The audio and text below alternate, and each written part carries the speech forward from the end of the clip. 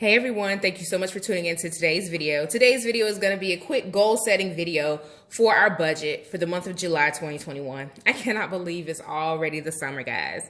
In the summer, we typically are a bit more pressed in terms of our budget because we have so many birthdays, so many activities going on. We have back in the day before kind of the pandemic, we would travel a whole lot in the summer. So the summer is when we really have to keep a watchful eye on our budget.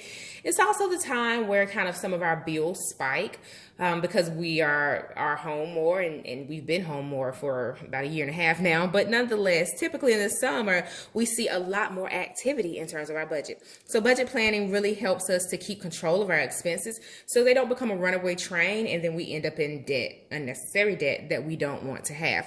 So stay tuned for this video. Also, while you're here, go ahead and hit subscribe. I would love to welcome you to my YouTube family. My name is Coach D, and I love all things planning. Here on my channel, I share pieces of my life with the hope of helping you to balance, grow, and succeed in yours.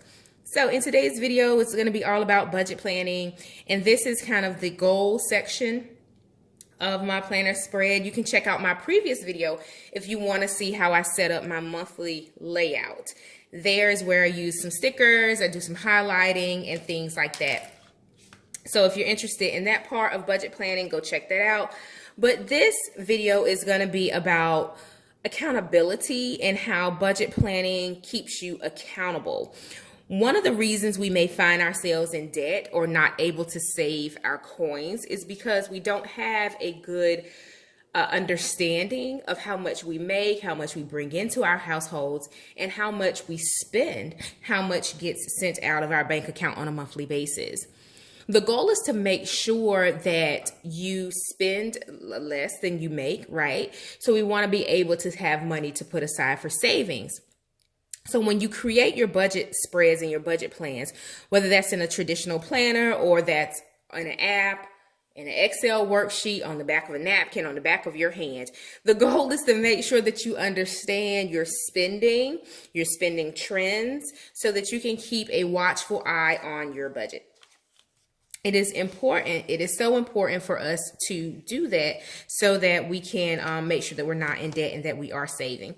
So I am going to use this planner sticker book. I used it before. I used it in my monthly plan. I'm not going to use a lot of stickers here because the goal of this is to keep it realistic, to keep it functional. I don't like a lot of fuss when I'm looking at my budget goals. I really get down to the nitty gritty with pen and paper. I'll show you kind of before I pulled out this planner. Let's see what needs to be covered up.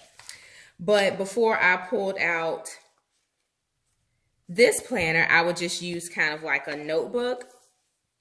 And I would just, as you can see, it's nothing fancy about it. No planner stickers, no nothing. The goal is to make sure that I understand our budget, our numbers, our accounts, our spending, and things like that. So nonetheless, this particular spread isn't for the fancies and the glitz and glam for the gram. This is really about our budget, owning it, and understanding where we spend our money. All right, so let's get started. If you follow me here on YouTube and you've seen my budget spreads before, I'm not going to spend a lot of time here. You can go check out some of my older videos, but I use this section to do my bill pay tracking. So I will jot down all of our bills, when they're due, how much they are, and I'll check them off throughout the month. I'll use this section for our goals. Now, one thing I think I've had this planner in the past for budget planning. This is the Erin Condren Life Planner. And I got it customized to say family, budget, and goals. And I feel like this section was, it had more room at the top for you to write things down. But nonetheless, we're going to work with what we have. So for this section, this is my bill pay tracker. Some people use apps, some people use AutoPay and things like that. But for me, I use the planner. In the past, I had a notebook that I used, and you don't have to have a planner, guys. You can use a simple notebook to manage your budget spreads. You can create them, you can DIY them, you can go old school and just have kind of your checklist and things like that, but this is what I use for it. So it comes in handy. It really makes me stay on top of our bills and things, because not everything is set on auto pay. Some things I do pay manually. I go into the portal and click pay and all that other fun stuff. It's old fashioned, I know. They do have auto pay. You can set up your banks to draft and send it over automatically, but I just don't do that. I'll sit down and I'll go through in the morning and just boom, boom, boom, pay things off based on, you know, when checks lands and things like that. The goal is to pay things on time or early, of course, but I like to kind of manage it that way. It's a little bit control freakish, I know, but I'm slowly transitioning away from that as we get more of a handle on our budget. I do that to really keep me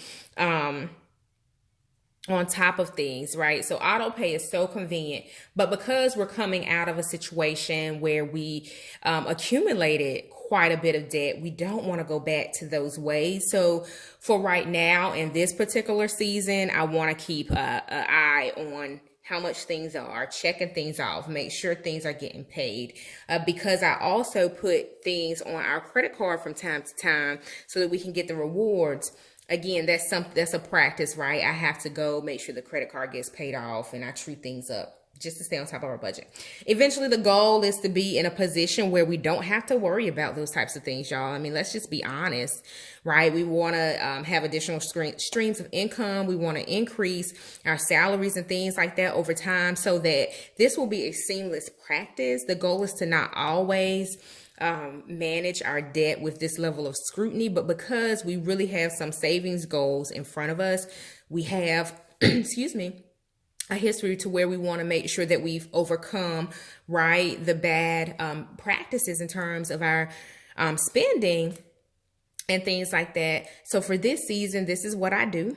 Again, when you check my videos out, you know, a couple months from now, you were like, hey, Coach D, girl, I see you don't really do elaborate budget planning anymore. I'm gonna say, yes, this is what I did to really increase our income so that we don't have to worry about these things as much as we did in the past. So anyway, thank you for tuning in to my TED Talk.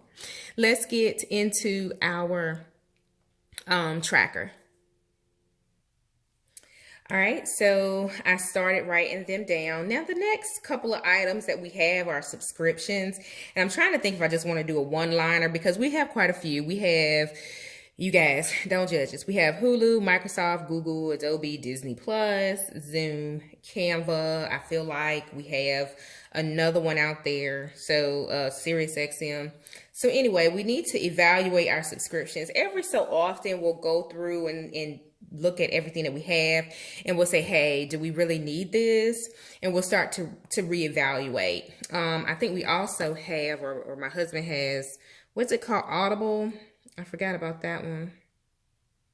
See, when you start forgetting about what subscriptions you have and you just see the $7 or the $14 draft out of your bank, it's time to reevaluate what you have, why you have it, and do you use it?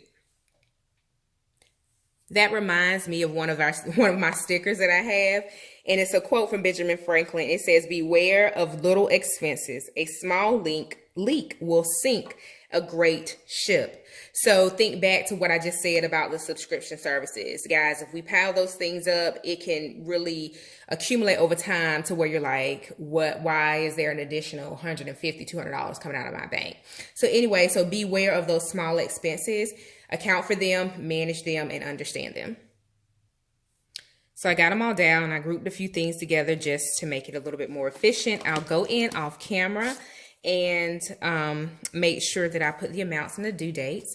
And then for this section, I already set it up. I'll track our income, our tithes and offerings. I just put a little sticker here that says pinch those pennies. And then I'll do a savings check-in for our two high yield savings accounts. And then we want to eventually, probably in September, revisit growing our savings, but we have to get through July and August because those are our heavier months in terms of our expenses for celebrations and one-off occasions. All right, guys. So while you're here, make sure that you give this video a thumbs up. Also hit subscribe. The goal, the theme for the month of July is to survive. It is strictly to survive, to not go broke, to not amass any debt. But as you can see, We need 2 custom birthday cakes. We need some beach stuff. We need about 6 to 8 cards for celebrations, anniversaries, birthdays, things like that. Then my kids have friends whose birthdays are also in July, so potentially birthday parties and birthday gifts. So yeah, the theme for the month of July is to survive. And then on this side, I'm just doing my beach checklist, my birthday checklist, and things like that. That's how I'll use this section. But come back for another video where we talk about that. I will speak to you in the next one. And until next time, have a blessed and amazing day and month. Speak to you soon. Bye, guys.